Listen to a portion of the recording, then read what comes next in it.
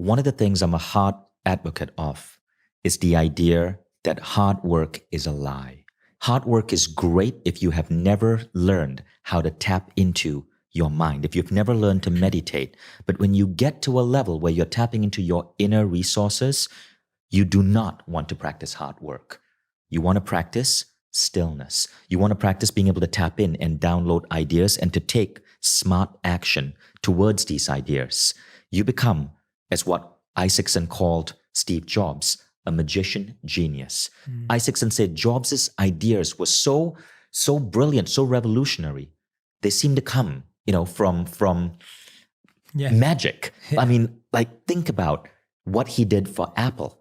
Now, when Apple kicked Steve Jobs out, that company went into a massive decline. When they brought Steve back in 1997, we saw what happened. The iMac, then the iPod, then the iPhone. It was this incredible, list of innovations.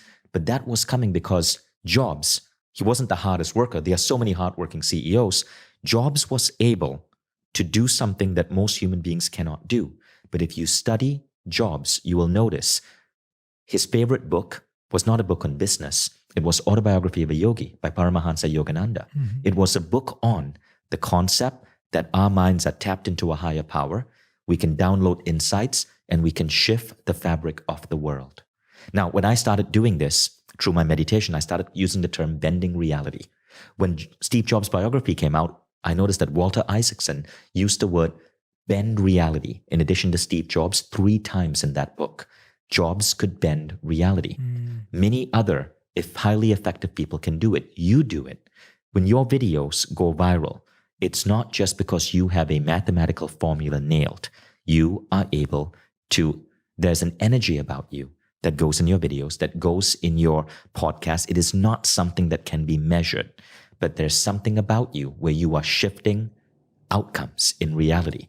Now, people can learn this. So as I've started going into this field, I started studying with Chinese masters, with all of these different spiritual teachers across the world. And I found that I could increase my hit rate, not just in terms of ideas, but in terms of outcomes at work, and move incredibly fast and create all of these amazing things. And the better and better and better I got at it, the better I could shift the fabric of reality. My first book, The Code of the Extraordinary Mind. So let me give you an idea of how this happened. In August 2017, I was in neuro training. So I had my brain hooked up to machines and I was learning how to access the delta level of mind. The delta level of mind is what is associated with shifting the fabric of reality, right? So I was teaching myself how to access the delta level of mind. And when you're able to access the state, you feel as if you're plugged in and you're able to download information really fast. And then you also get this knowing confidence that you can shift things. You can shift the energy patterns of the world and make things happen. So one of the things that I set as an intention was that I want my book, The Code of the Extraordinary Mind, to reach a higher audience. Now, the book had been out for about 1 year. 3 weeks later, I'm sitting at my desktop and I get this intuition. Check your book on Amazon. I'm like, what? Because if you're an author, once you get a book out, you do not want to check it on Amazon. You don't want to read every review. You don't care where the book is. Screw that. You're done. Yeah. But I checked my book on Amazon and I saw the book was number 2. Not in its category. It was number 2 on Amazon. And the day before, it was number 1 on Amazon. This was September 17, 2017 or so.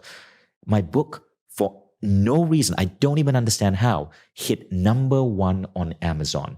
I became the number 2 author in the world, ahead of Tolkien and J.K. Rowling and Hillary Clinton, whose book had come out that same week. And I was like, what on earth is going on? And then the book rapidly fell. Then it hit number 1 again. It hit number 1 five times that year.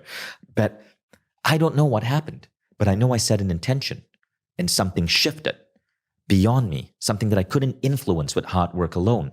And the book shot up. And now I've started trying to understand how to do that more and more and more. So my new book, The Buddha and the Badass, tries to break that down into a series of patterns and ideas that people can follow. It's not all metaphysics. In fact, I rarely talk about metaphysics in the book.